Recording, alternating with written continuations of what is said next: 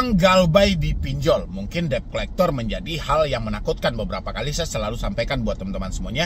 Permasalahan orang-orang bermasalah dengan debt collector. Padahal diri mereka sedang bermasalah. Duit mereka nggak ada, dia nggak mampu bayar. Itu permasalahan Anda. Tapi orang-orang mempelintir entah kemana-mana. Dia bermasalah dengan debt collector. Ini yang menjadi sumber hari ini. Kenapa begitu banyak orang-orang yang nekat menggunakan jasa-jasa hapus data, jasa-jasa negosiasi, jasa-jasa backup data, jasa untuk melunasi hutang dengan berhutang. Banyak orang yang tertarik hanya karena satu, ketakutan mereka ada pada debt collector. Banyak teman-teman yang masih mencari aman. Ya, makanya saya bilangin, saya kalau live di TikTok itu aman semua yang ditanyain. Memang agak berat untuk mengedukasi di TikTok, tapi visi misi saya itu belum selesai, mungkin baru setengah jalan gitu loh. Ya. Tapi yang berat itu kita bisa usahakan, tapi apa boleh buat, akun itu sudah duluan tumbang gitu loh ya. Jadi edukasinya belum sampai, tapi banyak sedikitnya saya yakin teman-teman yang dari TikTok sudah masuk ke YouTube Solusi Hutang MP ya. Itulah penyebabnya sebenarnya. Sumber dari ketakutan Anda itu tentang DC datang ke rumah akan mengarah ke dunia-dunia penipuan ya. Kali ini ada aturan dari OJK yang wajib katanya untuk Anda ketahui tentang debt collector. Ini saya ambil berita dari CNBC Indonesia, nanti kita bahas. Ada positifnya, ada negatifnya ya. Tetap kalau sama saya, apapun aturan yang dibikin OJK tetap ada positif dan negatifnya ya. Silakan lihat di sebelah saya. Nasabah wajib tahu. Ini aturan baru debt collector pinjol ya. Nasabah wajib tahu, ini aturan baru debt collector pinjol. Oke. Jakarta, CNBC Indonesia. Otoritas Jasa Keuangan atau OJK mengungkapkan bahwa telah ada peta jalan atau roadmap pengembangan dan penguatan layanan pendanaan bersama berbasis teknologi informasi atau perusahaan finansial teknologi dalam kurung fintech. Dalam roadmap tersebut diatur perihal ketentuan bagi para penyelenggara dan perlindungan konsumen. Lantas apa aturan baru debt collector yang perlu diketahui oleh nasabah? Ini catat baik-baik ya.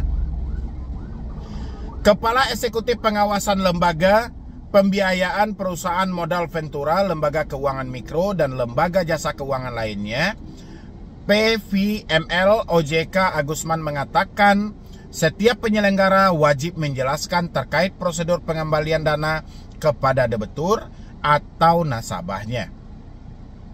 Selain itu, juga terdapat ketentuan dan etika dalam proses penagihan. Ya, oke.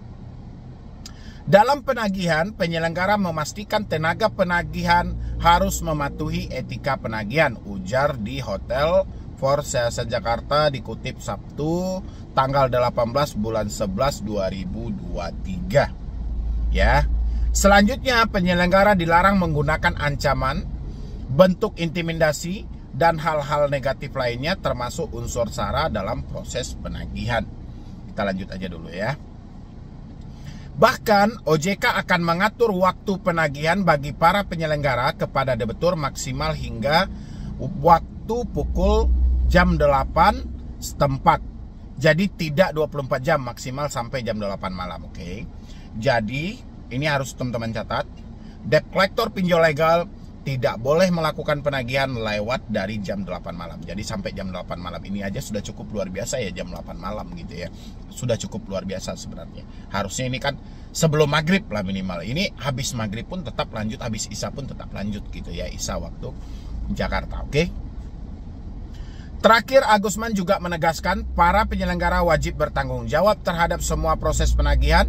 Artinya, debt collector atau jasa penagih yang memiliki kontrak dengan pihak penyelenggara berada di bawah tanggung jawab penyelenggara. Jadi kalau ada kasus mengakhiri hidup, penyelenggara bertanggung jawab, pungkasnya ya. Oke. Aturan ini saya rasa aturan di bulan November 2023 atau Oktober 2023 dengan aturan tahun-tahun lalu tidak ada bedanya. Semuanya sama. Kenapa saya bilangin aturan ini sama? Teman-teman coba lihat di sebelah sini ya.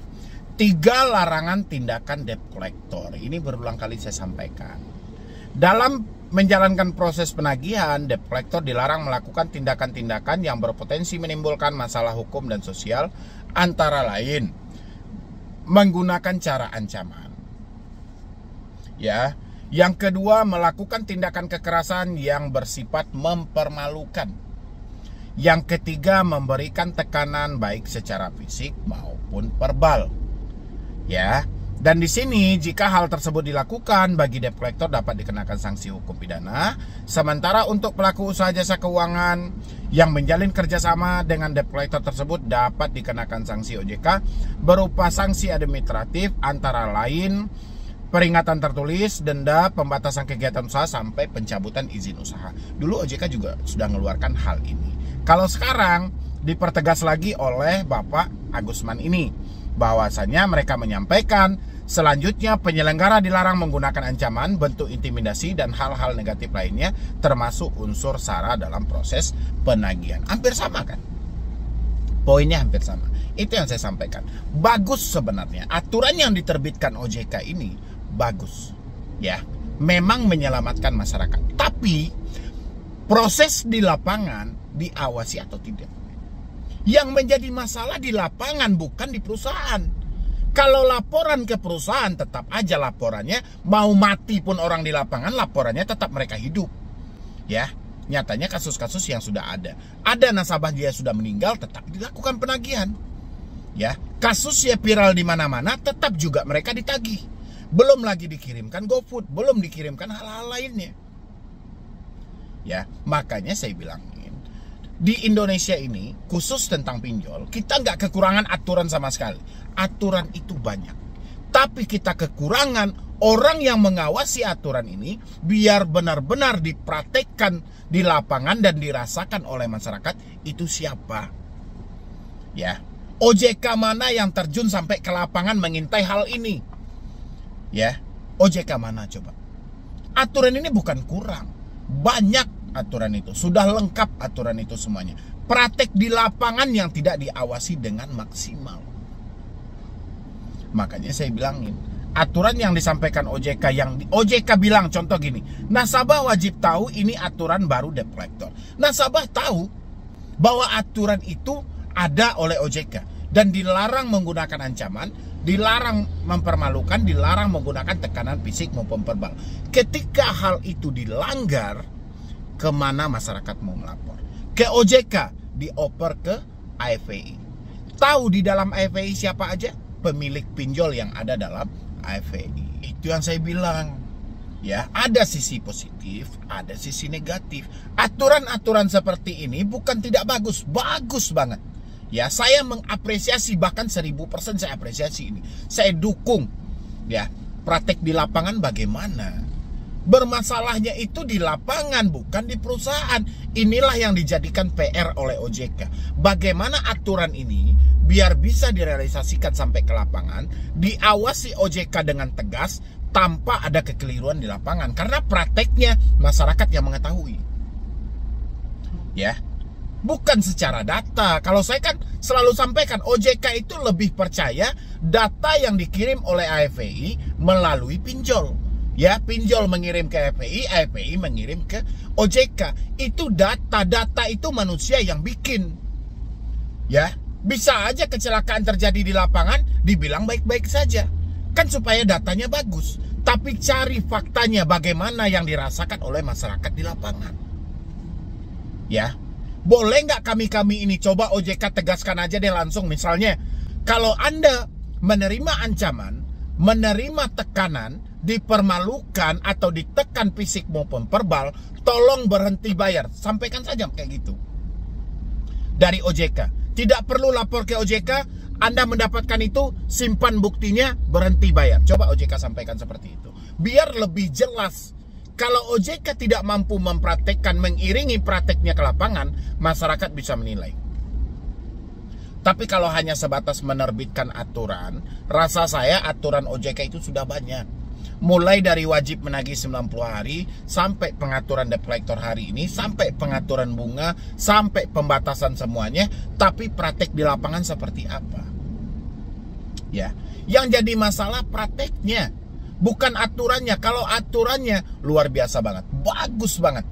Ya, banyak kita angkat jempol semuanya kalau untuk aturannya. Tapi untuk prakteknya, nauzubillah. Entah kapan itu loh. Banyak yang diancam, banyak yang ditekan. Ingat data Anda lengkap sama kami. Lah, memang kenapa kalau data dia lengkap? Kan memang itu prosedurnya. Kan itu yang mereka minta. Kenapa ketika Galbay harus diingatkan berulang-ulang kali? Ingat data Anda lengkap, ingat data Anda lengkap. Emang kenapa rupanya kalau lengkap? Kan itu persyaratan yang mereka minta. Ini diawasi sampai ke lapangan. Belum lagi di lapangan, ketika nasabah bertanya, Pak, ada nggak ID card-nya? Saya boleh tengok dulu. Ada nggak surat kuasa penagihannya? Ada nggak sertifikat profesi penagihannya? Malah dibentak si nasabahnya. Emang kalau saya tunjukkan kamu mau bayar lunas? Itu benar apa tidak cara mereka itu? Kan kewajiban kita sebagai nasabah menanya kelengkapan mereka. Menyangkut ini urusan privasi. Dan inilah yang harus diatur oleh OJK benar-benar bagaimana mengiringi aturan ini biar benar-benar bisa dipraktekkan sampai ke lapangan. Bukan hanya menulis-nulis seperti itu, tidak ada gunanya. Ya, OJK tulis habis itu dihimbaukan kepada pinjol, kata pinjol, oke kita ikuti. Ya gimana kita tidak mengikuti? Kita ada di Indonesia di bawah naungan OJK. Praktek di lapangan, entahlah gitu loh. Ya kan, inilah yang sangat saya sayangkan. Bukan soal aturannya, aturannya bagus. Praktek di lapangannya yang rasa saya tidak akan mampu di-cover oleh otoritas jasa keuangan. Ya, paling tidak ya seperti tadilah, kalau memang OJK benar-benar, kalau memang ada yang melanggar, boleh nggak para nasabah ini untuk berhenti bayar? Dengan catatan ada bukti yang jelas. Itu aja himbauan OJK. Selesai masalah pinjol ini. Tinggal OJK himbau, kalau ada debt collector yang tidak taat dengan aturan kami, simpan buktinya, berhenti bayar. Udah selesai. Ya, berani nggak OJK seperti itu? Dan bagaimana juga menurut pendapat teman-teman semuanya? Benar atau tidak dengan ucapan saya hari ini? Atau malah ada yang salah? Atau malah ada yang kurang? Boleh tambah di dalam kolom komentar. Mungkin dari saya cuma itu aja. Dari kemarin orang sibuk, Bang. Orang sudah banyak bahas aturan pinjol, aturan debt collector, aturan ini. Bang Medi kapan? Oke, nanti saya bahas. Hari ini saya bahas tentang aturan itu dan bagaimana menurut Anda juga setelah saya bahas seperti ini, benar atau tidak, kurang atau gimana, silahkan Anda tambah ya. Jadi sekian dulu dari saya, Medi Broni. Wassalam.